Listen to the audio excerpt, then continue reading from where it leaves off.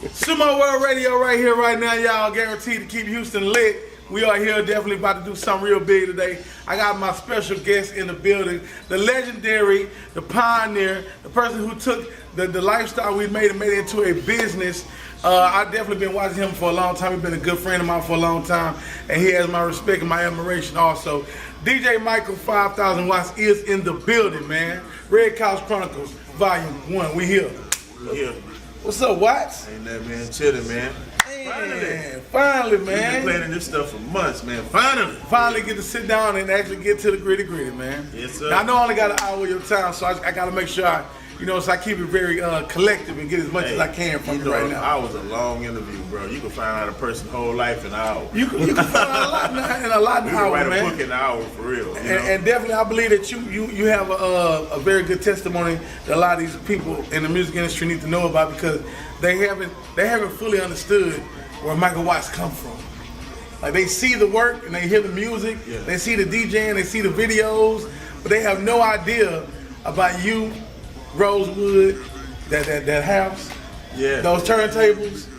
They don't have a clue about those see-through cassettes that you know what I mean? Long grind, man. I ain't gonna lie, man. I feel like I actually been through every aspect of hip hop. Every aspect, just from the beginning to, before we even had our own identity here. You know what I mean? Yeah. I was always into hip hop. What was your first DJ name? Let me see. Man, what's so crazy? I always use Michael Watts as my DJ name. Because I've been doing this stuff since middle school, Yeah. And before I really just started making mixtapes and stuff like that, I tried to get a fancy DJ name, but before I could even get off the ground with it, somebody else will pick Yeah, so I just used my real name, and I just did that because I know nobody's going to use my real name. That's true. That's true. I'm going to tell you what's fucked up. Somebody tried to use my real name. Wow. That's crazy, Haters come in various shapes, man. Yeah, so that's various shapes. Yeah, Michael Watts, man. I just did that, man, because I knew nobody's gonna take my real name, so that's why I chose that, So me being from the city, the first actual thing that I heard, right, that I tried to I want to say get into. I heard a tape that you made, and it had Fifth Ward Boys. Your life is what you owe me. Screw the shop on. And it was you, and you had brought back Low Life them verse repeatedly over and over and over again, and it was like doom doom doom doom Michael Watts doom doom doom doom, and I was like, oh my god, I got to listen to this 100 times. I gotta say, man, that my life with you, your life with your that Fifth Ward Boy song, that was one of my favorite Fifth Ward Boy songs. Oh, definitely. Man, it's so crazy, man. I actually that one of the songs that started me to making my own radio edits to him, because at that point I was still working on 97.9 The Box, and I always like to have that street edge to my show, not the suggested commercial single. I wanted to play the stuff. This is really what we banging on the street for real. This is what we playing. This is what we listen to. Yeah, exactly. Yeah, I remember the Chocolate Town days. Most of the DJs would come in, when y'all come in, it would be a feeling of, this is what y'all have on the radio here, but when you come to the club, you hear lay it down, lay it down. Yeah, exactly. Lay it down. Yeah. And everybody was like, why don't they play Lay It Down on the radio? Hey, then one night, Michael Watts played Lay It Down on the radio, and the hood went crazy. And I best believe I still do that right now. If I go to a club right now, and if it's a song that got the club lit, I'm gonna play it. Matter of fact, I just did that. Bleeder. Yeah. Matter of fact, we did a mixer out there in Missouri City, right? Mm-hmm. And I watched Bleeder show. This is my first time watching the Bleeder show, right? And I seen how lit everybody was on there. Guess what? In about 3 weeks, you had to run it. I had it running. I'm running Bleeder stuff on 97.9 The Box, so I still keep these same principles going right now. See, a lot of people don't like to give these credit, man, but I like giving flowers when they do. All right? And then when they do is when we see each other, basically, to me. So as I was going, I was like, man, no other DJ is doing the type of work that Watts doing. Nobody that's putting themselves out there in the forefront to take up for us little guys, as we call ourselves. Yeah. You know what I'm saying? So when we dropping these records and you put it on blast for the world to hear, it brings the whole, it's like you was your own radio station. You think so? Yeah. Yeah. Yeah. Think about this here. If the whole city riding around, listen, number Swishahouse, right? Yeah. The whole North, let's just start with the North side. The whole North was jamming number Swishahouse once you brought it out. Yeah. You can ride down any street in any type of neighborhood. I'm talking about even in the most unurban places. Yeah, exactly. And they jamming Michael White Swishahouse 100%. And I said to myself at that very moment is that the mixtape game, when you have the right DJ doing it, is better than the radio station because it's better promotion and it gets further. Yeah, because at the end of the day, with the mixtapes, you're not really limited. You know, at the end of the day, when you work for commercial radio, you know, commercial radio is all about capturing their listeners that they have trained into it on there. So they're not really just so catered to the street. They're catered to the average everyday listener. You know what I mean? So besides my show around there, they try to keep it as clean as possible. You know what I mean? So around what year was it that you just decided to go ahead and just drop that first Swishahouse and just name it then and just start that movement right there? What year was that? I'm gonna say, really honestly, about 97. You know, 97. 97. Was the year? 97 was when I've been making mixtapes forever. You know, honestly, since the cassettes. Yeah. You know, even before gray tapes even came in. Honestly, that's how old I am. You know what I mean? Real talk. But yeah. you know, in '97, that's when I really started doing, you know, the Swishahouse mixes. And was it about the artist that you had? I was doing slow down mixes before then, but actually labeling that Swishahouse, that's me. Okay. Yeah. And you came up with the name? Actually, this is how we came up with the name, right? Before I used to call my mixes Swisha mixes. Yeah. You know, before the Swishahouse, I called them Swisha mixes, and I called my studio the Swishahouse. So that's how I ended up coming out with the Swishahouse. Yeah, that's dope. That's how so who was the actual first guys that like? Now, not saying the ones that popped off and got the love first. Yeah. Who was the first guys that actually got on the Swishahouse mixtape that made it known that you could get on there and freestyle and watch it chop it up? Man, Lester Roy, Archie Lee, they were like the first people from the hood that was actually on Swishahouse mixtapes. And I had my boy Derek Lee, my boy Lil Plug. Lil Plug from Maker's Home. I know Plug. Yeah, man. You know, they used to rap on that before we even started making CDs and stuff like that, man. That's when I used to make custom-made mixtapes where you could come over there and bring your list. Yeah. And I actually chop up your list of songs that you wanted me to play for you. Yeah. And I bet right now that would be a very big check that's needed for that right now. You know what? As bad as I want to do it, I just don't have the time to do it.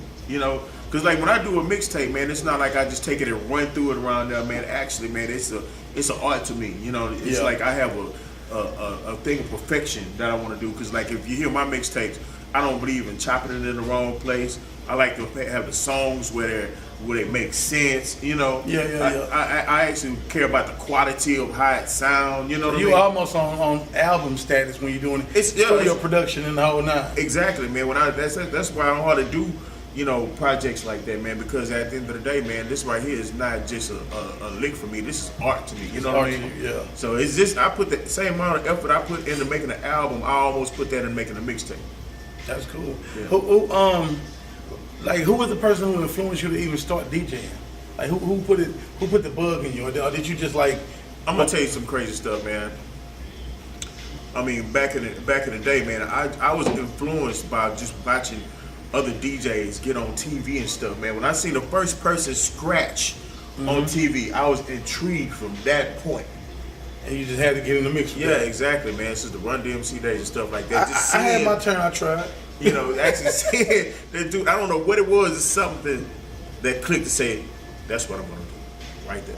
When I seen the first DJ scratch and mix and blend records, I knew that's what I wanted to do. So you and OG Run C, right? Yeah. When I was younger. Yeah. You know, only people I had ever seen scratch was like Jazzy Jeff on TV. Yeah, exactly. And so I was in the club one night, and I didn't know that y'all actually physically did the movements and everything when y'all screwed and chopped. Oh yeah. And I watched y'all, right? I was like, man, they really like hitting what's called crossfader. They got two records going, and they hit the record, hit the fader, hit the record, hit the fader. They kept going back and forth. Man, I went home and destroyed everything in my mama's house. Bet your mama kicked your ass. Man, listen, her Isley Brothers, the Whispers, all that. She, I can't believe you came home and scratched about my records. I said, Mama, all you have to do was I saw watching them doing. They really was taking it with their fingers. Mama said they wasn't doing it like that. They smooth with it. That's the reason why it sounds so good. That's crazy. Your mom, G, man. I gotta give your mom a shout out. Hey, man, shout out to my mama. I took out the phone. She know I'm telling the truth. I'm gonna tell you it's crazy, man. This is how I learned how to scratch. I got a partner named DJ Lowdown, right? Lowdown. His mama had a little stereo with a turntable on it, right? We learned how to scratch by using the volume knob and scratching the record back and forth. That's how I learned how to scratch. Wow. Was it on one of them like old school records? Yeah, like, you know, like that. Ones, you know what they used to have when they had the pieces on them? Yeah. And they had the turntable on top. You take the volume knob and that's how we learned. That's how I learned. Y'all heard it? So guess what? There has already been ingenuity dug inside of him way before he ever got to the actual. I'm gonna tell you it's crazy. I'm gonna tell you it's this deep. I know I want to be a DJ because they used to have cassette radios back in the day, right? Yeah. And they used to have double cassettes around there, right? I used to actually make mixtapes by blending the cassettes together. You know what I mean? You mean like, okay, before turntables was even in the play as a kid. You did what us rappers used to do then. Yeah. So in order for us to make dubs, like we want, you know how you go to the studio? Yeah. You make a dub and make your underlay. Yeah. So we used to take one tape and rap on it, right? Yeah. And we take that tape, put it inside this, and then take the blank tape over here. Yeah. And then we'll rap again. Use that one. That'll give us two voices. Then we'll take that one out with. I used to one. do that. Oh my God! I used to do that, man. Before I had tracks.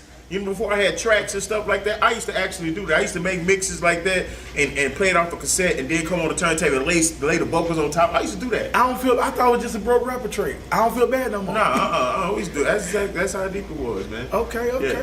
So I got a couple of like questions I like to ask during the show. You know what I'm saying?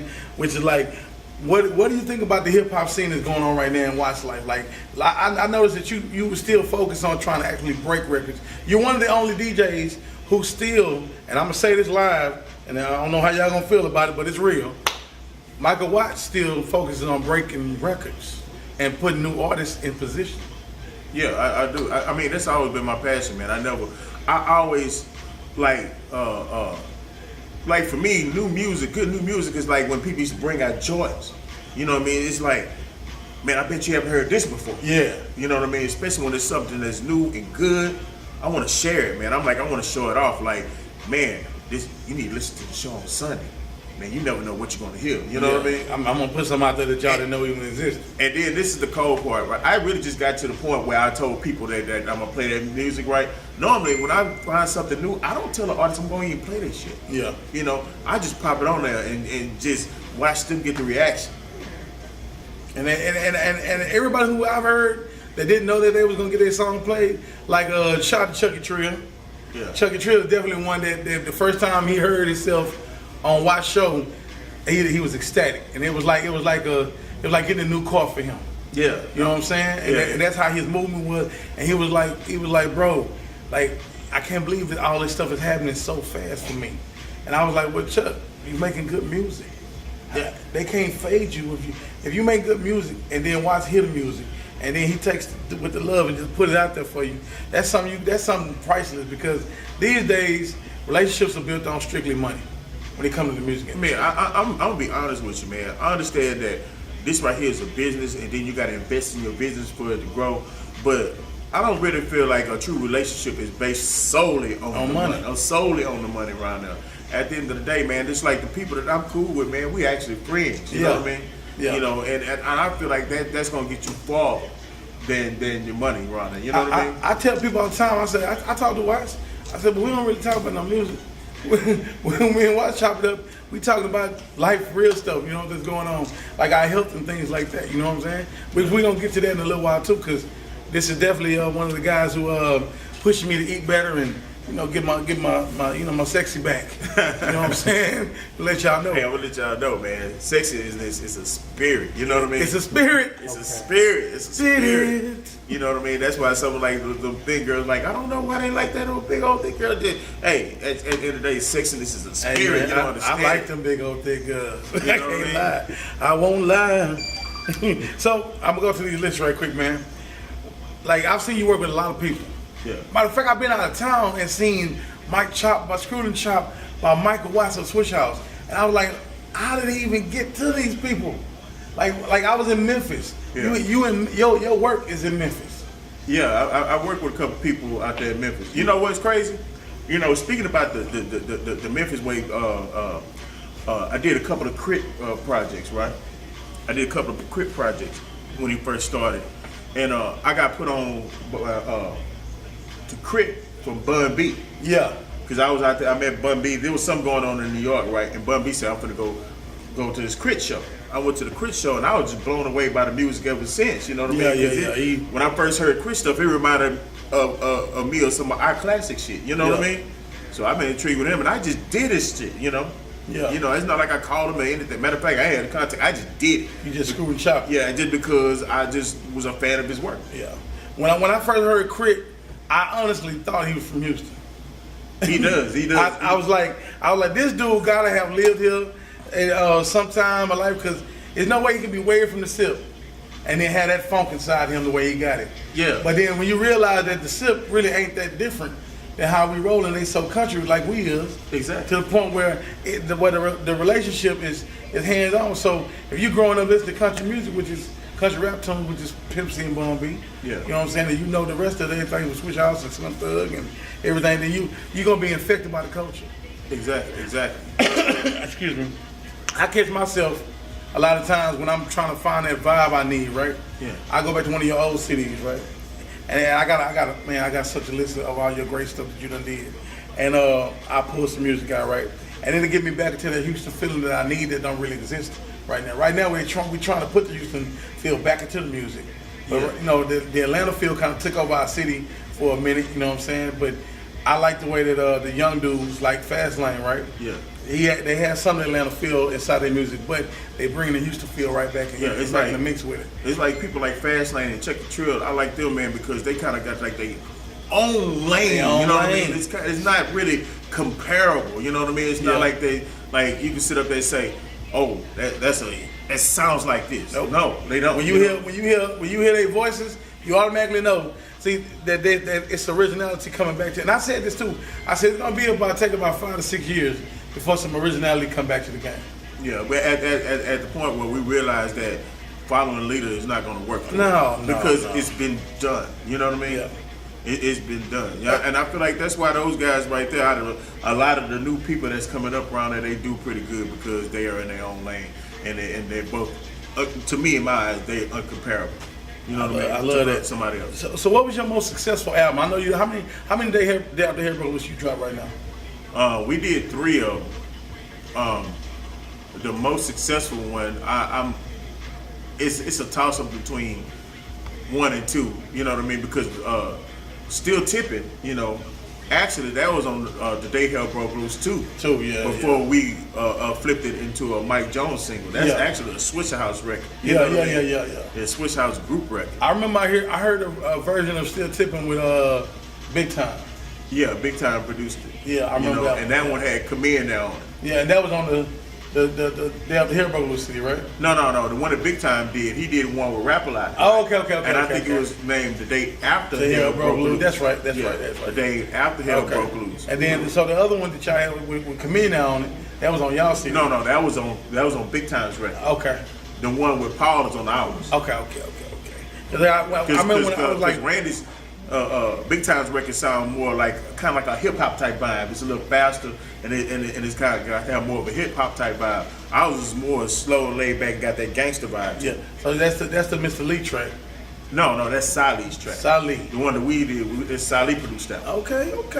I remember hearing his voice a lot. I ain't heard nothing else from him in a while, but I remember hearing about him a lot. Kojak was telling me about him. Yeah, I mean, Salih was dope, man. You know, he made Cutting, he made Back Then, and Still Tipping. Wow. Yeah, so he did all 3 so of them. he made hits, so that's why he quiet, because he got money. So he quiet. I gotta find something. We had to Google this guy. We gotta find We're coming for you, son. We're coming for you. We're trying to find you. Salih, if you're around anybody know Salih, tell them to hit us up. Yeah, we need to talk. Right. So when you were doing these projects, man, like what is your motivation? What gets you ready? Because like you don't just jump out and throw music out there. You actually have a plan that seems like a system that you work off of. I'm gonna be honest with you, man. It kind of like just grow into a situation. Like when we was putting those records together, man, it's just like actually me and Ferris used to sit in the studio together around there, right? And a lot of these hits that we end up making around there, there'd be stuff that I've been put on on mixtapes, and then me and Ferris is coming together and say, man, you know what? That's so dope, man. We need to make that out of a real record. You know what I mean? Like back then, by Mike Jones. Actually, that was a freestyle of Mike Jones's, right? It was actually like a group freestyle, and I put that as a hook on there, right? And I thought it was so dope. I came to Ferris. I said, man, this shit right here is dope, man. Man, we need to make a real song out of that. So Ferris took the acapella of it and gave it to Solid, and Solid came back with that hit. Yeah, Solid came with that track. Man, y'all had so many hits that was coming. You know, like, all right, for us on the north side, we felt like the south side had all the bangers, right? Yeah. Because, you know, Jaime was out there producing everything hot and making just so much timeless music with them. They got a lot of timeless hits out there. Man, timeless. I mean, because more than just Jaime, man. You know, you have Solo and Swift and you know who else, man? You know, Joe. He was working with some of them boys. Beto. Yeah. It's a lot of them. Used to do Harvey Love. Harvey Love. You know. Like the 3-6 Mafia is forward and aggressive, right? Yeah. A lot of the Southside music is feel good music. You know what I mean? Yeah. When you hear it, it's that driving and cool and I feel good. You want to put a smile on your face. I'm having a great sunny day type music. You know what I mean? Yeah. That's the vibe I used to get from the Southside music. Yeah. You know what I mean? Back then. I got that vibe from when you did that first Watts birthday song. When you chopped at that old school. Oh, that Ed Banks. Yeah, man. And everybody freestyled on it. Whenever I'm having a day, let's say the sun's out and it's a good day. Yeah. I swear to God, that song has to be in my day. Yeah. Because it's just that feeling. It was so awesome. That would have definitely been like. I could picture the Screwed Up Click doing a freestyle on that beat right there. You know what I mean? I can see a real song right now. I'm not sure if Screw was alive then when we did that, but you know, I could definitely hear Kiki here patting and rapping over that. That sound like when they would have pulled out. You know? They had an essence for the old school tracks. Yeah, you know what I'm saying? Like I would listen to them when they rapped on their Friends. Oh yeah. That Friends. I was like, man, I say the North Side. Pretty soon though, would never have happened. I would hope that does happen. Is an official SUC Swishahouse mixtape. Like everybody done did stuff together, like SLIMTHUG, ESG, but no, all the members of every clique that's available to be available have never put together one project. That'd be actually dope if we can make that happen. Because think about how the 20th year anniversary came, right, for y'all, for SLIMTHUG, right? Yeah. That was one of the best shows I have ever seen put on in this city. It was. SLIMTHUG 20th anniversary show was one of the dopest setups I've ever seen. I've never seen that. Especially in hip hop, because I've seen dope setups that weren't hip hop, they was EDM, but you know, it was really great, you know? Yeah, I was very excited because of the way that everyone of your favorite music did the music together. Exactly. They all got on stage and they done it together, and I couldn't believe that the fact of how they was just. They was happy to be doing it. Like it wasn't a like, you know how most times you think the ego is gonna get in the way. Yeah. Nah, man. These dudes ain't never performed these songs together. When they did that, when J-Dog, Zero, and SLIMTHUG did No Such Thing as Friends, I thought the top level of the building was about to come down. Yeah. The whole crowd went nuts. It you know how you be at a festival, right? Yeah. And you hear people scream at a festival, and all the breath and slime from them screaming come on your neck. I was like, oh my God. Like I could feel the bass from everybody when they was talking. I was like, this is like one of the most awesome things. And I was glad that 20 years later, I'm actually here still to be around to witness this. Yeah, exactly. I remember Wicked Cricket talking about it. Exactly, I remember that too. He preached that, man. I swear to God, man. Wicked Cricket was, man, like the preacher in the club, man. And one thing about it, he died preaching together. He died. Listen, and we was in the hospital during his last week, and he said, "Sumo, this is the reason why I'm doing what I'm doing right now, all right? Yeah. And this is just honest and true." He said, "Sumo, it's your responsibility." I said, "What you talking about?" He said, "You are the nucleus to everybody. Everybody deals with you. Yeah. They might not deal with each other, but everybody loves you. Yeah. And it's your job to bring this situation back to fold and put everything in the forefront. You don't realize how much power you have." And so I was like, I thought about it. I'm like, just like me and you talk or whatever, and then the people didn't know I would have a conversation every now and then with Zero. All right, nobody knew that because if you know we didn't grow up from the time when we bragged about who we talked to and what we knew and who we hang with. Yeah. And we didn't even take pictures when we were growing because we grew up in a gangster setting. So gangsters wasn't into taking pictures with their homies to show off. Yeah, this is my homie. Nah, we didn't do that. I ain't gonna lie, man. Even at this point in my career, it's still hard for me to walk up to people and say, "Hey, man, take a picture, man." My spirit, I'm not like that. Don't man. feel bad. My spirit, I'm not like that, man. We're on the cool because like my managers get on me like, "Man, you need to go take a picture with this person, that person, this person, that person." Man, look, man, my spirit is not that. If they come to me and they want a picture, cool. But if they don't want a picture with me, it's still cool. One person I regret not taking a picture with. Who's that? Is Hawk. Oh yeah. I regret that because it took so many years for me to be able to talk. Hey, can you hear me out right now?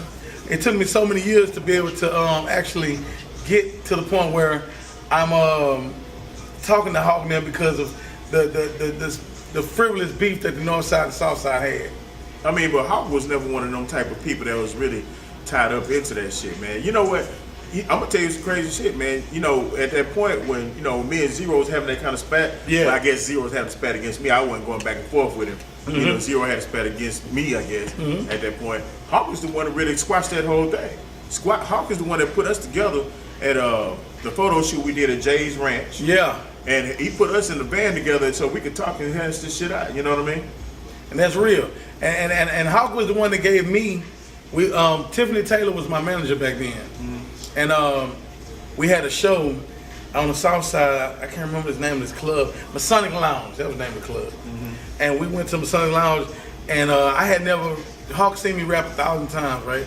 And we were supposed to do a song at Dope House for Scrooston Wednesday. Yeah. With Mike Mo and them over there with Payne. Okay. And it was supposed to be, it was me, Hawk, and Big Mo. And so when he was like, "Look, I see the look in your eyes and how you really be feeling." And I said, "You want to know why though?" He was like, "Yeah, tell me." I said, "Because I really don't know. I don't know if it's okay for me to mingle with y'all. Because when I go to the screw shop, I don't get the right vibe until I actually open my mouth up and make talk to Willie and them, and then they let everybody know it's cool and everything's okay." When I used to go out there at first because I was from the North, but I hung everywhere. It felt like tension.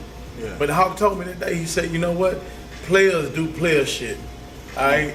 Haters do hater shit. Yeah. And you've been a player since you was a young dude, and you've been a player to us. Don't nobody feel no kind of way about you.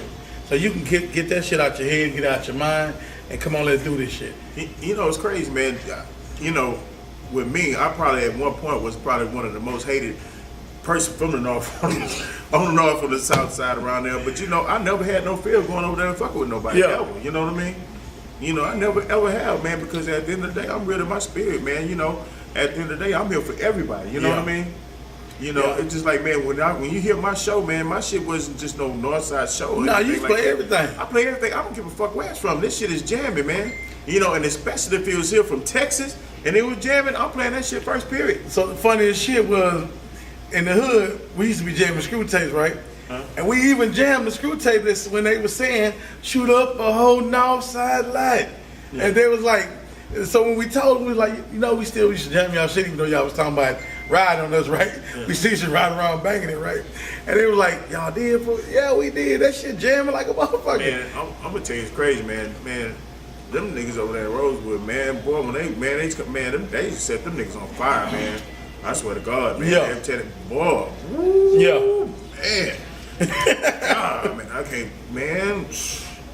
Ooh, boy, they made them do a whole lot of ignorant shit. I ain't gonna lie to you, man. Just because I know them niggas personally, man, a lot of them niggas' anger was you behind that shit. Yeah, man. A lot of, and then I used to tell people too. I said, if y'all was around, see, watch was the theme music that led to the peace between because the sides. Because one thing, you know, with my mixtapes, man, I ain't rely on nobody to play on my shit, period. You know, and I ain't gonna lie to you, man. I'm like, you know, I'm not gonna do it, man. And that's why, unless you just did it in some kind of slick ass way, and that person know, man. But at the end of the day, some blatant motherfucking disrespect, man. I'm not letting nobody disrespect nobody because I see that problem and I seen exactly I saw what they was doing to people around there, man. Because at the end of the day, man, shoot, man, I know somebody lost their life behind that type of shit. Oh, hell yeah, hell yeah. I'm not gonna fuel this shit, period, man. You know that's what I why when SLIMTHUG said it's RIP to PAT because ain't no plex about me. When he said that on your tape, everybody in the hoods was like, that's what we talking about, because we love PAT. So we damn that PAT. Everybody love. You know what I'm gonna saying? tell you something. Everybody loved screw tapes around there. The only thing that you didn't like about it is when they were plexing. That's it, period. You know what I mean? Everybody don't know, man. Niggas don't know jam screw just like people on the south side did. You know what I mean? More different. At the end of the day, if that was the case, nobody wouldn't even be tripping about nothing because they would have never heard it if they didn't jam. No, they would have never heard it. And it was more of like a man, like, man, wow, man, my feelings hurt, man. Really on the cool. Yeah, you kind of butt hurt. And then, look, I fuck with you, man, but you gonna shit on me like that, really? Now I ended up going to school at CLC, right? Yeah. Oh man, so I'm a north side dude at south side school, right? Yeah. But I got all love for the south. But when they found out I was from the north, it was like, you heard screw tapes? I was like, yeah, man, we jam them all the time. Yeah. It's always a funny vibe when it comes to that. So I that's why I can tell you that I truly appreciate the fact of being able to take a screw tape from the north side to the south. And then they like, yo, what's this? I'm like, man, it's Swishahouse. And then I don't know if you know it, but once y'all started making y'all tapes, I bought my first slab. Oh, for real? I was selling Swishahouse tapes. Oh, that's crazy, man. I used to walk around Northline Mall. We had a one-hall mall called Northline. Right now, if you go by there, it's a strip. And I used to have a backpack, and I used to catch the Metro bus to the mall every Saturday and Sunday. And I used to sell Swishahouse tapes. Friday, Saturday, Sunday, matter of fact, out of my backpack. I used to get them wholesale from them. So they gave, not only did they give people a chance to rap, they provided a source of income for a lot of people. Yeah, man, because that's, man, you know, one thing about it, you know, about when we did our stuff, man, that's one thing I really wanted was, you know, if you want to go and grind, I wanted to open that opportunity for you to eat. I didn't really want to be just like me and I'm giving you money and nothing like that. No, you are not limited by me. You only limited by your own personal grind. Real talk. What I mean? Real talk. And that's it, man. You know, that I feel like I'm trying to open up a door opportunity. You know, I never was one of those type of people that just try to hide the game from people around them. Yeah. Like, man, I wanted people to learn the game, learn how to make money with the shit. You know what I mean? Because like the people that put me in, that's how they show me love the same way. You know what I mean? That's what this SUMOWORLD Redcouch Chronicles is about. It's about entrepreneurship. It's about people who make their stamp out here, who take everything that they did and actually build off of. See, the whole thing about a corporate company is a corporate company. Just let's say like McDonald's. McDonald's feeds billions of people. Yeah. You have fed millions of people without even directly feeding them. Because simple fact, let's just go from your CEO, you got the artists, you got the promoters, you got the record stores that was eating off for you, you got all the bootleggers. There was a racket going on. It was a racket going on. It was definitely a racket, man. But it was a good one though. You know what I mean? Because at the end of the day, man, it was a lot of people, man, that was, you know. Yeah. And this probably be unheard of, man. At that point, man, we had 11 people up under us around that, and including me and Ron C. Let's say 13. You know, everybody eating. 13 people are eating over one situation. And I'm talking about, and these dudes was kids, man. Everybody had cars, houses, apartments, everything, all this type of stuff, man. Everybody had cribs and transportation and had money. 13 people are eating out this year, man. Nobody's unhappy. I remember when OG Ron C, when he finally let me, what I call all the way in. Yeah. All the way in, right? He brought me a list of stores. And it was a regional list. Yeah. And it was not just Texas. Yeah. It was Texas, Louisiana, Florida. And he was like, all right, Bill, here go your opportunity. Go ahead and eat. And he gave me a list, and I went to calling the stores, making the orders and stuff. So I'm making the orders. Some stores getting 100 pieces, 200 pieces, 50 pieces. That was a hit. Oh my God. That was better than work. Oh my God. Listen, so I got one day, I got to package everything up, and I got to take it to FedEx and ship it off, and then it's COD every time something touchdown. Bam, bam, bam, bam. Better than work. I'm $5,000-$6,000 in a week. I'm back then I'm looking at $5,000-$6,000 like it's $1 million. Like, look at all this money, and I ain't sold no dope. Yeah, I just was how it was better than selling dope, and that right there let me know. And the crazy thing about it, it was legal. It was legal. Yeah. and it helped everybody, you know, and more than financially, man, just mentally, you know what I mean? Mentally, you know, I feel like, man, on the cool, and I don't know how the city would have ended up turning out without the Swishahouse, man, but I know that we was a big part of really getting the city back in the unified state of mind, you know what I mean? And not only that, it was a big part of showing people that it can be a legitimate business. Yeah, exactly. Because it was a hustle for us out the trunk with the tapes. Yeah. At first. You know what I'm saying? And shout out to Screw, because Screw definitely put that aura in motion. Because I want to start all that shit, man. I remember he sold 10,000 tapes at a car show. Oh, I can believe that, man. 10,000 tapes. I'm gonna tell you what's crazy, man. Me and Big Red used to DJ this place called Stadium Bowl in the 90s, right? Mm-hmm. And this was I remember one night Screw pulled up over there and it emptied the club.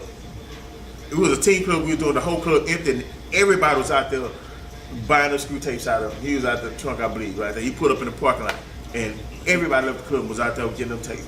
Man, and that's that power. Yeah, exactly. That's that power. Exactly. I remember the first time I actually got a chance to meet him and talk to him myself. Yeah. He was at Cornbread. They had a pool table.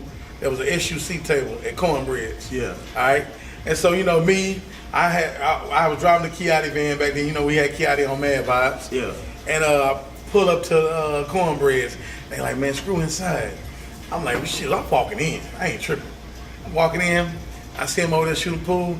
I go by the table. I extend my hand out to him. And he slowly, what's up, player? And I'm like, he like, your name Bill, huh? I'm like, you know who I am? He like, yeah, you CEO of Mad Vibes. You work with Lil Baller. You know that what Kiati. Oh yeah, I forgot that Kiati rap name Baller back then. Yeah, that's crazy. And he like, yeah, you know, I got him. He gonna be on one of these CDs. That I got his song, his single. It was Thank You Do back then. Yeah. He was like, yeah, I'm gonna screw and chop and play with it a little bit. You know what I'm saying, or whatever. I was like, man, that's cool, man. He like, you want to shoot around? I was like, nah, I ain't really good at poop, but I'm just came to come meet you and shake your hand. And that was the time, the first time I met him, and it was embracing. I was like, so Screw had love for the North Side at the same time. It just was certain situations that the beef was coming about. And it really wasn't him, because he was actually just like you. He was a DJ trying to put out good music and put out, because I would have never heard West Coast music in one for Screw. Yeah, he was the one to put everybody that's from the 90s that got put on the SIBO. Yeah. It was definitely because of Screw. Yeah, because I would have never heard Mac 10. I would never heard SIBO. What's that song say? It's going down tonight. Set a Sail. Set a Sail. I would never heard none of that one for Screw, man. Yeah. And I mean it. And that's the reason why I take y'all so personal, because it's the soundtrack to your life. Like I tell people, when you sit back right and you're doing nothing, it's always a song that comes in your head. And if the song that's coming in your head will tell you exactly where you was. I can tell you about Michael Watts' Straight to the Room. I can tell you about when he had Straight to the Room, and they used to call it in 97.9 and tell who they want to take straight to the room. Yeah, that was some stuff. Straight up, man. I ain't gonna lie to you, man. People still talking about that to the day, man, you know? I remember, I got in a little trouble. I got put in the county. But in the county, we lived 97.9. Michael Watts on there. He hit the button, the girl. But in the county, we lived 97.9. Michael Watts on there. He hit the button, the girl. Yeah, I want to take little Ray Ray straight to the room. And then Michael Watts like, little Ray Ray. And then somebody else called in after, and he knew the girl who was calling for the dude or whatever. And he got into it on the air. Talking about, man, that was my girl called in. Talking about she taking another dude to the room that night. And we in the jail laughing like, man, watching them. Wow, they got the radio going crazy right now, man. Man, that's crazy, man. I said that kind of stuff right there. It can only happen in Houston. Yeah, and you know that's when it was live radio right there. Yeah, that was live radio. Yeah, exactly. Unrestricted live radio, man. So who is one of the biggest artists that you've actually done your Screw and Chop stuff for? Oh my God. Outside of our own stuff, Lil Wayne. Weezy. Lil Wayne. I gotta say, like, the biggest chop job I've done, one of the most, it's gotta be between Lil Wayne and Bone Thugs and Harmony. Bone Thugs and Harmony greatest hits, and Lil Wayne Carter 2. Between those two, those were the biggest too. So Lil Wayne and so okay, so I remember 3 6 Mafia was doing y'all beats, I believe. We did a couple of we had a couple of tracks from 3 6 Mafia on Paul Wall's album, The People's Champ. Okay. So that was that got some drink. I'ma pull it up. I forgot the name of the damn song. I know it was about 2 of them that they did. You know. Yeah. So what was it like working with them? Like, cause do you still got a relationship with them? I'm still cool with, man. I'm cool with DJ Paul. You know what I mean? Yeah. So I mean, I met Juicy J before, man, but I can actually still call Paul. You know what I mean? Paul, we're down there. When we had our Houstoners thing, we did one of Paul beats, and we had to get of course, permission to be able to rap on him one of his singles. Yeah. And that was a very difficult moment, but he of course allowed it to happen. I mean, actually, on the cool at that point right now, man, Paul is one of those type of people, man, that really worked on the real principles around that, man. If y'all guys are, he would, if you know him, what I mean? You guys could work together. He could work together without too much stress because, one thing about Paul and them, they always own their own situation. Yeah, they own everything. They wasn't really pimped by the majors, you know what I mean? So Paul, if it's something that Paul and Juicy want to do, they could do it with no problem. Now, what was the worst song you ever heard in your whole career doing music but it was a hit? Oh, it's a string of them, man. Let me see the hit I probably hated the most. It's got to be probably Laffy Taffy. You know what I mean? And another smash hit. Yeah. That I truly do not like, and I play it to the day. You know what I mean? Is Stanky Leg. Yes. I ain't gonna lie to you. Stanky Leg is a hit, and I'm not just trying to disrespect the people that made the record or anything like that. You definitely made a hit, and I still play it today. But I just do not like it music wise. Hey man, the music wise on it, I just don't like it. But it's a hit, and I still play it. When that Laffy Taffy came out, I was hosting Breakers on Antoine. Me and DJ P.L.U. Shay. Yeah. And man, they was doing that Laffy Taffy dance all over the thing or whatever, and I got you, Phil. All right. And so they were doing the Laffy Taffy thing or whatever, and what made me like the dance was watching the women actually get involved and collectively turn it into a line dance. Oh wow! And that was what made me like it. And I said, man, that lets you know that how the music you can melodically take over somebody's mind with the right tones of music. But you know what? When we're thinking about that, man, people sometimes forget that this right here is the entertainment business around here, right? Yeah. So I see a lot of great artists that are not really getting paid, right? You say, man, why is this person not on around there, right? They might be great artists, but they're not. What it is, this is the entertainment business. People pay for entertainment, so they might be great artists, but they're probably terrible entertainers. Yes. You know what I mean? And I know a lot of those. Yes. I know a lot of those. I can definitely tell you, I've witnessed artists get on stage, right? And they forget, it's like when they get on stage, they forget that they're on stage. They think they're supposed to rap as if they are they in a studio or whatever. And they forget that they got a whole crowd of people in front of them that they need to be advancing with. Yeah. And so when I get out there, I can put them to the side. Hey man, you did no interacting whatsoever with these people. Yeah. Like the whole time you're on stage, you was rapping to your friends or to yourself. I say that's the reason why you're not getting paid shows. Yeah, because you're not connected with them. The crowd out there, these people out there in the crowd, they're going to pay. You know what I mean? They're not entertained. So guess what? When you're not entertained, they're not coming back. They're not coming back. No, and then your music, like people say, like telling that, like now we hear music, you don't even hear storytelling. You know what I'm saying? We was intrigued by storytelling when they put out albums back in the day, just like we was intrigued by having albums when you open up the inside, it had verbiage for you to read about the artist, to tell you about their life, to tell you about who produced the record, where they was, they shout outs, who they. I used to read all that inside of every CD cover. Yeah, that was the really cool part about it back then. And one thing about it, that's what made music souvenirable. Mm-hmm. It was souvenirable, man, because like a lot of people that still had those CDs and stuff like that, they kept them because your favorite record, because they had all that stuff in there. You know what I mean? You learn something about the artist's life, like you say. Yeah. Now all the people are putting their fictitious life out on Instagram. Oh man. Oh man, say that good word again. They're putting their fictitious life on Instagram. You know what I mean? That means please do not. Watch did good. Tell him I want to thank him. Kojak Charles said he want to thank you. All right. What up, Kojak? Yeah, he on here live now. Kojak. Yeah, but and honestly, watch when I see like who is somebody right now that you would want to work with to help them in Houston, like somebody that you're not already working. We know you're messing with Chuck. You know what I'm saying? We know you got certain artists that you're dealing with. You know, on the cool, I'm gonna be 100% honest with you. I'm not directly tied into anybody. You know what I mean? It's like people I'll just fuck with because I appreciate their work or whatever, man. But just be honest with you, being tied into anybody, have any kind of financial interest in any artist, I'm not financially tied or have a financial interest in anybody. You know what I mean? I just really just fuck with them because they had that desire. You know what I mean? That drive. And instead of me signing them, I help people push their own self and their own brand and everything. You know what I mean? Yeah.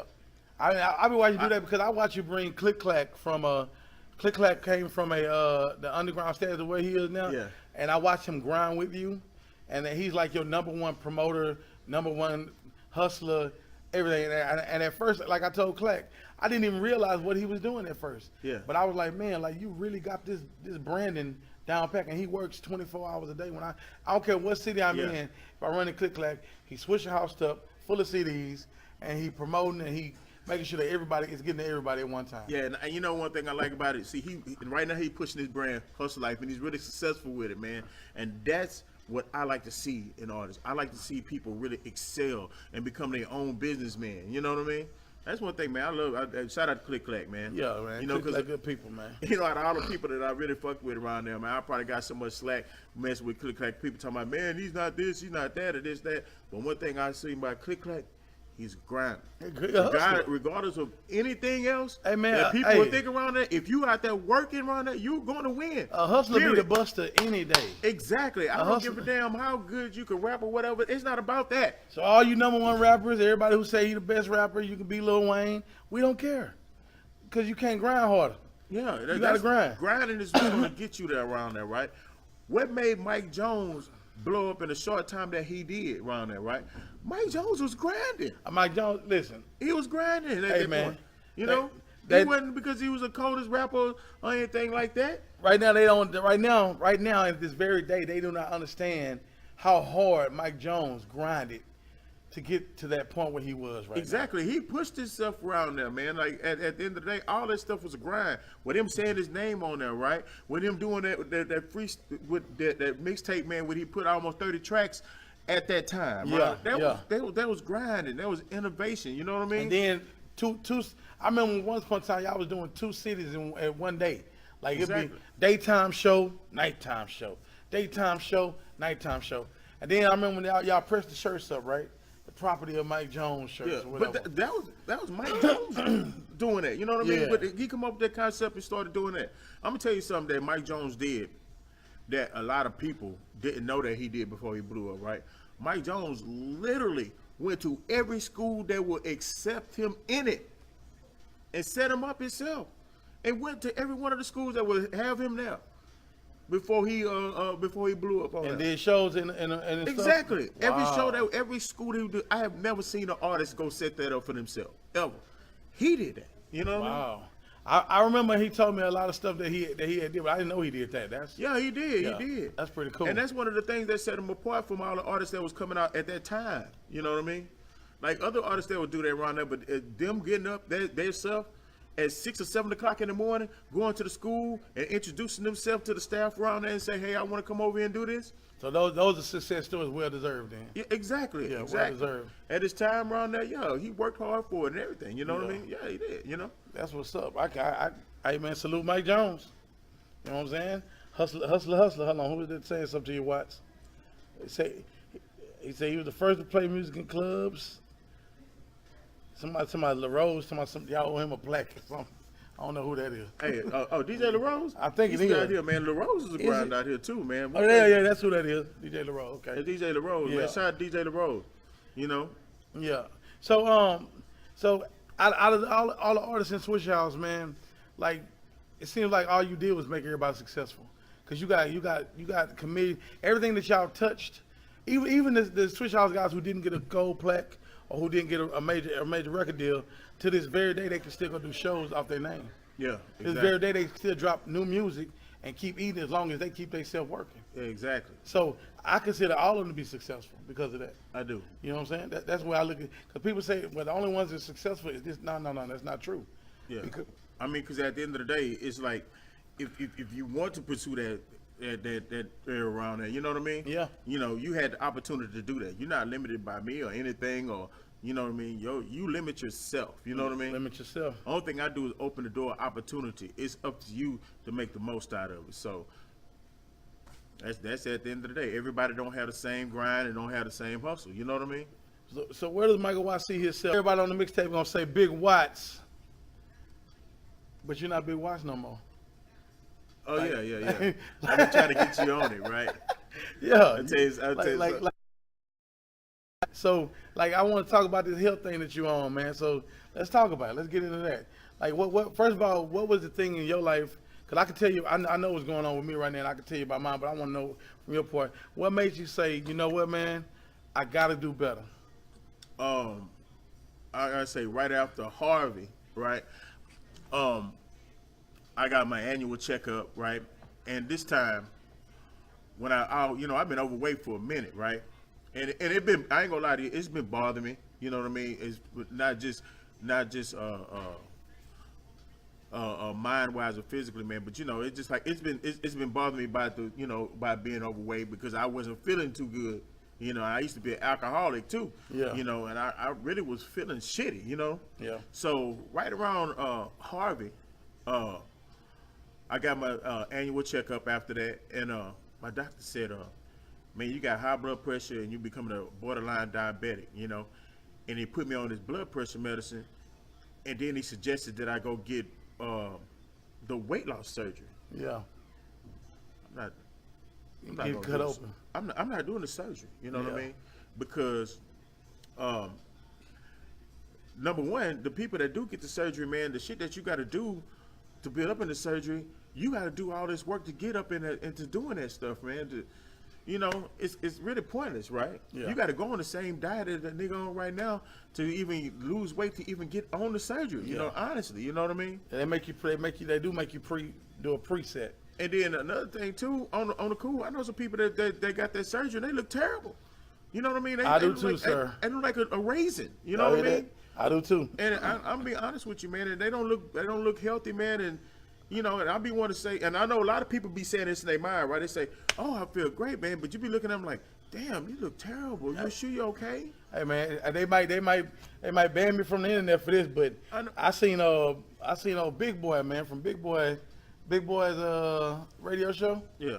And he's not Big Boy no more. You know, of course, you know he lost a whole lot of weight. Yeah. And man, it was so crazy that the way when I seen him and how he looked in his arms and hands, and you know he's so small to the point where he looks sick. He doesn't look. They say it's healthy to be small, but he didn't look healthy. He looked sick. He looked like he had a problem, and that's one of the reasons why I've always been scared about these surgeries. Yeah. Because yes, you're gonna lose weight. We want to be healthy. We want to be smaller, but we don't want help to get to the grave. We don't want this taken to the grave. But we don't need no assistance to get to the grave either. You know what I'm saying? Exactly, man. It's like, man, on the cool. It's just like, man, unless you the type, you know, there's a lot of people that did this right here and they really needed it and it saved their life. That's cool. You know what I mean? Yeah. You know, but for some people around there, man, it just, I know people that actually have died from the surgery. Died from the surgery. Yeah, you know, I got a couple homeboys too. You know, and that on the cool, I'm like, man, you know what? I just rather take the real route. Let me go ahead and go to the gym and work out. You know what I mean? Let me go ahead and eat the stuff I need to eat and do it the right way. I don't give a damn if it takes me 2 years to do this shit. You know what I mean? I'm gonna do it. I feel better. You know what I mean? Yeah. And plus, you know, I got energy. You know, I could actually go and work right now without being burnt out. Yeah. I can actually do shit for my kids right now. I got kids that I'm raising around here, man. Honestly, I know if I don't change what I'm doing and the way that I'm living around here, man, I'm not gonna be living around here to raise my kids like that right now. I'm gonna die. I felt myself dying right then. And that, you know, that's the notion that I felt. Yeah. What you're saying right now is the notion that I felt. I maybe a couple weeks ago after me and you talked, right? First of all, thank you for my birthday gift. All right, no problem. You know what I'm saying? Because that definitely was a good birthday that you gave me right there. Y'all know Michael Watts took me out to eat for my birthday, my first time eating vegan. You know what I'm saying? On my birthday. So that was my gift, you know, that he gave to me or whatever this year. And I was riding with my mom, right? Yeah. And we riding in the truck, and she said, she saw a lady walking across the parking lot. And she said, man, I wish I could walk across that parking lot like that again. Like I used to walk and go catch the bus and do that stuff here. And I looked at my mom. I'm be honest with you, man. I got teary-eyed and I got soft inside when Mama said it, because I thought about it. I have the chance to change my situation. Yeah. I'm not too old to where I can't change how I'm living right now. That it hurts for me to walk for a certain amount of time or stand up for a certain amount of time. Yeah. And at that very moment, I said, you know what? Every day I can go work out, I'm going to work out. Exactly. Every chance I can go take me a walk and get this sweat going, I'm going to do it. Because looking at my mama, I owe it to myself that she have a son that has enough heart to put himself in position to do better in life. Exactly. And then if I have all these people around me like you, Divine, my brother, you know what I'm saying, and everybody else who supports me, and my sister and my older brother Frank, and everybody who just wants to see me look good and do good, I need to take advantage of that, because there are people in the world who don't have anybody that cares anything about them. And they're going through a lot of mental depression and staying big because of other reasons why they can't just cope with the situation. Yeah. You know what I'm saying? And they dying off. Yeah, but at the end of the day, nobody cares about you unless you care about yourself. Gotta love you. You know what I mean? Yeah. You know, it's very rare, man. It's not, nobody's going to sit around here and come and say, oh, I'm finna come over here. Nobody came to me and say, hey, watch, I'm going to help you burn this shit off. Oh, nobody man. came to me like that. Yeah. You know what I mean? There probably be some people sitting around, man, shit, need to go ahead and die off already. Shit. You know what I mean? God damn, you need to get on out the way, man. You in my way. You're in my way, You're man. in my way. You know what I mean? But nobody's gonna come up that, man. When you believe in yourself, man, that's when other people believe in you. Yeah. It's like when you start running, people start running with you. You know what I mean? Yeah, yeah. When you run, when people are running and you're sitting down around there, guess what? People don't run and grab your hand and pick you up and stuff like that. No. You know what I mean? They don't grab that. That's what they do. They have their head forward and just running. You know what I mean? But it's funny. If you start running, people just start running with you. Hey, you know what I mean? Hey, listen. When you helping yourself, people say, people don't mind helping you help yourself. They don't mind. You know what I mean? It's just like having money, right? If you're broke, nobody's trying to give you no money. No, but if you got money, they're trying to hand you you got money. people trying to give you They money. got bolos to hand you. It don't make no damn sense. Here you go. But that's just how life is. Yeah. Life, man, people help people that help themselves around there, right? Yeah. At one point, man, I was sitting around there saying, man, you know what? I want to lose this weight, man, but I think somebody should give me an endorsement deal to do this right here. And I know I've been a good candidate for it because I know I can support the stuff around there. But did that happen? No. Absolutely not. No. I pushed it out there. Did anybody bite on it? Yeah, well, you know what? What was the name of that company? I wish I could think of it. One company did come out there to help me out, right? And I stuck with it for a little while, and I didn't stick to it. You know what I mean? Sean Ullman came to me and tried to help me out. I didn't stick to it. You know what I mean? Yeah. That's the only person that came to me to help me do it. You know. Also, Milton. I trained with Milton for a little while. You know. You gotta restart it. Milton came for a little while, you know what I mean, and he Yeah. helped me out, man. Him and Terry, Yeah. they came through for a while, you know, and really helped me out, Yeah. you know. But I ain't gonna lie to you, I can't keep up with the Milton workout. That's a No, little bit. Milton, what is it, the Get Better game? Hey, I ain't gonna lie to you, man. At that point, him man. and some thug, they're murderers, man. They came here to murder everybody with their workouts, man. Hey, I can't. And Milton, if you watching this, I said it. Let it be known, How man. do you start this over, man? How do you continue it? Let me see where you at right now. All right, bam. Okay, then go back to Watts. Let's see. There you go. Okay. Yeah, cause like Milton is like, man, on the cool. When I was working with Milton, I ain't gonna lie to you, I wasn't ready for that. You know, cause at that point I haven't worked out in years around there, and you can't just go out and try to work out with that intensity. You gotta build up into it, and I'm trying to run. And man, I was so I couldn't even walk up my stairs, bro. Fucking with Milton, man, dog. I was like damn near crawling to my truck, fucking with Milton. I'm like, God I damn. understand, bro. I'm up and eat like this here, man. My hands are shaking like that. But right now, I probably could take a half of Milton workout. Take a half minute. See that? So at the end of the day, you when built up to it. I'm gonna tell you this, what I do right now. When I lose this weight around here, and I'm ready to come and cut up, then I'm hollering Milton. Then I holler at you then, Milton. Yeah, that's when we're going to holler at you. When it's time to do that. Yeah, when I'm ready to cut up, that's when I'm hollering at Milton. We're going to stay in the big guy zone for right now. I'm going to stay on that trend and just go ahead and burn for right now. And I just holler. When I'm really ready to get cut up for that movie or whatever. Yeah. When I start acting around that, that's when I'm hollering at Milton. They're going to put me in watching a Tarantino movie.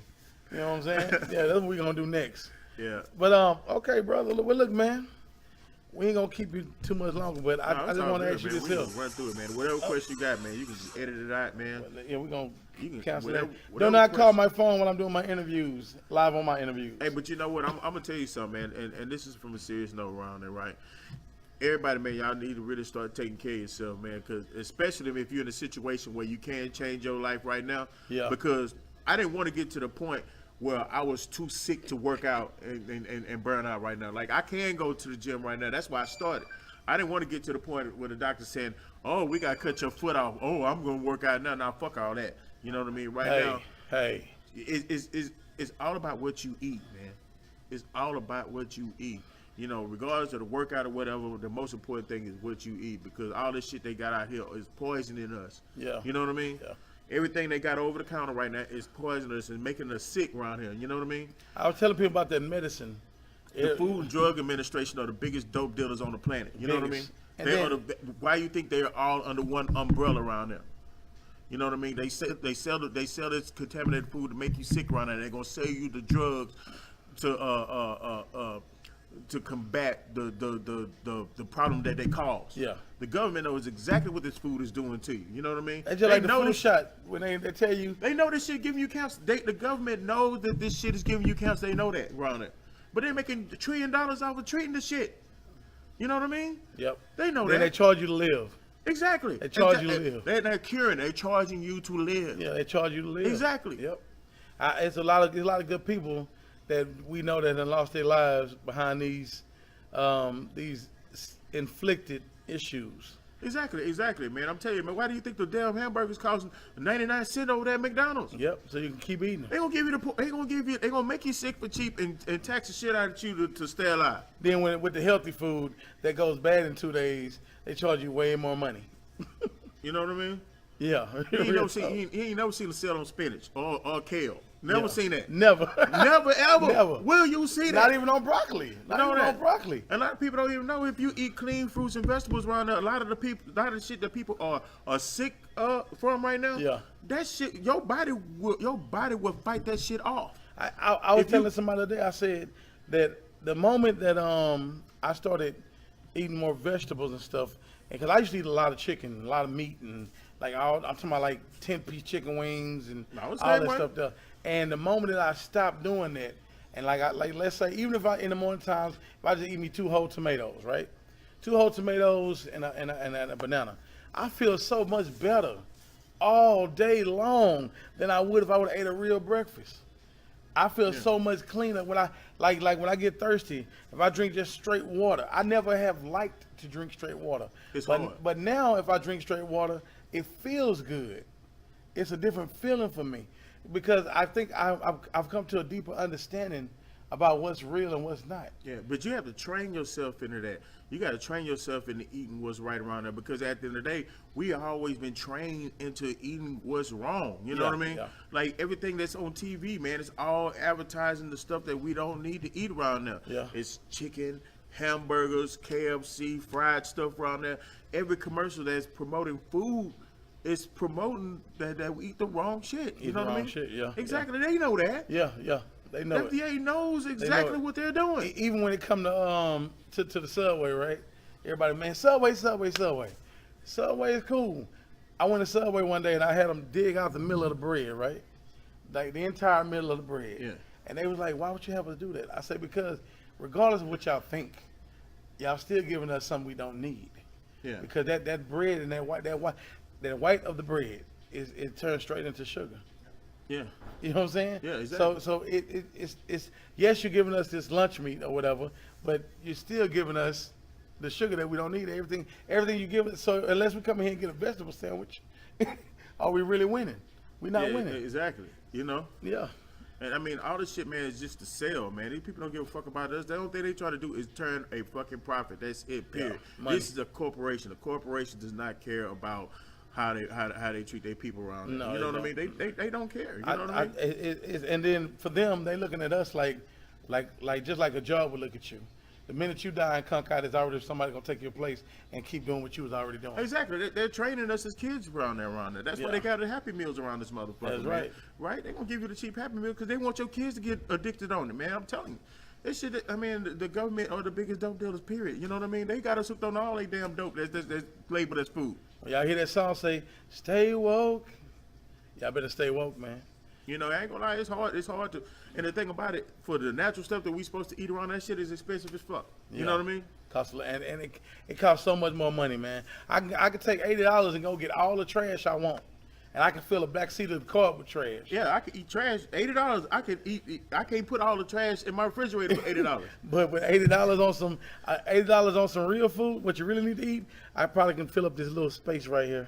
I have a bag about this big, and it'll cost $80. Right. Don't go to Whole Foods. I swear to God. Oh man, her Whole Foods put that shit in my wallet. Real deal, man. So, last couple of questions I'm gonna ask you about the music game is this here. Right. What is your biggest loss that you feel like you took in the game? I'm gonna be honest with you, man. I don't really feel like I took a real big loss, honestly. You know what I mean?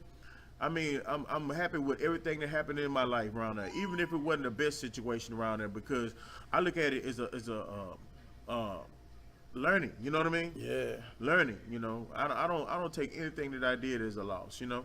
Okay, that's an awesome way to look at it. Now, so I mean, I guess my next question would be invalid then, because I was gonna ask you, what is there anything you would change? Actually, I wouldn't. You know, I'm gonna tell you one thing. Just as a person, right? I will. If I could change anything, I would like to have changed the way that I raised my youngest kids, because my oldest kids. Yeah. Because I was so busy out there grinding and out here living the life, I really wasn't a part of raising them. You know, I wish I could have changed that, because you don't see the effects of that until they become adults. Yes. You know what I mean? When they become adults, and you're like, damn, man, what the fuck I done? I could have made a better difference in this. You know what I mean? Yeah. Hey, man. Yeah. Hey, man, let me tell you something about being real, man. It's a very good thing, man. That was something totally unexpected. Yeah. But guaranteed it definitely need. I know a lot of y'all fathers out there that are in the hip-hop gang like we are, y'all definitely are listening to this, and I know that y'all have been affected by the same thing, because I, too, am one who wish I would have raised my oldest daughter a whole lot different than what I did. Yeah. You know what I'm saying? Because to me, them seeing our lifestyle and seeing the things that we did without understanding the grind and passion behind it, them just being kids and looking at it, yeah, it led a lot of them down the wrong path. You know what I'm saying? To where they feel like they need to be a part of it, when we was only a part of it to get out of our hood life situation that we was in, that we grew up in. Yeah, exactly. So they didn't realize that we was grinding to go to the next level. So when we take the kids and we move out to the Woodlands or to Katy or anywhere near, not where we grew up, it's to try to get them something better. But then when they get older and they want to be part of that street situation, which they are really not even from because we took them away from it, then we have to look at ourselves like, man, where did we go wrong?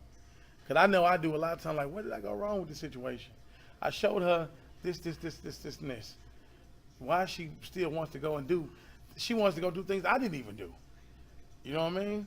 You know what? Our experiences make us who we are around there, and we're so busy trying to shelter our kids from taking those experiences or those lumps around there. At the end of the day, they got to take those lumps, man. They got to have those experiences around there, because at the end of the day, if they don't learn while they're young, they're gonna have these mistakes when they're grown around here, and at that point, that's when you can ruin your life around here.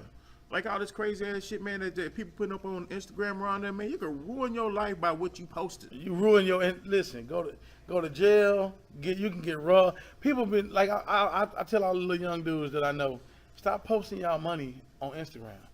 All right, it's not hard. First of all, every one of these phones, every one of these laptops, you can hit a location button and find out exactly what somebody is. Yeah. Okay? Yeah. So it's not hard for a random person who don't know you to get online, find out where you are, and come kick your door and kill you, rob you, hurt your entire family because you violated your own privacy principles. and did something that was outside of character. And I tell people about this kind of stuff all the time because I've seen the kind of stuff that happened from there. I've seen people get shot, go to a club, right? Before they went to the club, they were posting that money, throwing money in there, showing off at their crib. You go to the club, two things happen. Somebody robs you at the club, shoots you, take out everything you got. Then when you come home, finally make it home, your house kicked in and ramshacked. It ain't happening on a random. You gave them the invitation. I'm gonna tell you, I learned that lesson early, man. When I was 20 years old, right? They had this club called Boomerang out there on the south side, right? Boy, I said Boomerang. Boomerang, right? I remember one time, man, I'm up here going, I'm at the bar buying drinks. I pull out the whole knot over there at the bar. I got robbed that night, right? After that, never, Ever again. Never, ever, under no circumstance I ever pulled out any money unless I'm going to drop it in the bank. Hey, man, listen.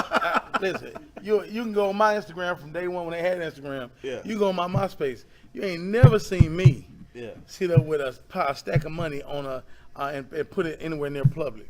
Anybody ask me, I'm broke anyway. I'm already telling y'all. Y'all hear me? I'm broke. Don't run up on me. You be practicing. I'm broke. I mean, you want to rob me, go rob the bank. That's all I'm just saying. Yeah, go rob the bank. Go rob the bank. We insured. I get my money back from that. You go take that shit all you want. Yeah, now if you want to make some money that's together. That's where it's at anyway. You know what I mean? We can make money together, world. But if you come to get something, I ain't got nothing to give you. I have nothing. Mm-hmm. So, these days they got things called cards and just drop off. We don't even do that no more. And that's one thing about developing your business sense. When you was younger, you see an old guy with a little bag, right, with a lock on it, right? You're young, you don't even know what it is, so you're not worried about it. But as you progress in age, you start realizing, oh, he must own a business, and then that bag gets dropped off all the time, and he never have anything on him. So when you go to rob him, you really just putting yourself in a situation where you got to choose to either leave the man alone or try to do something to him bad. Which most guys these days, they choose the worst things ever to do in every situation. And I tell people, you got to take 3 steps, man. You got to think. You got to think again, and then you have to make a move. Most times, if you think twice, thinking twice will keep you from doing some dumb shit. Most times, unless you just really aimed on doing that dumb shit. Mm-hmm. Yeah. So, man, look, man.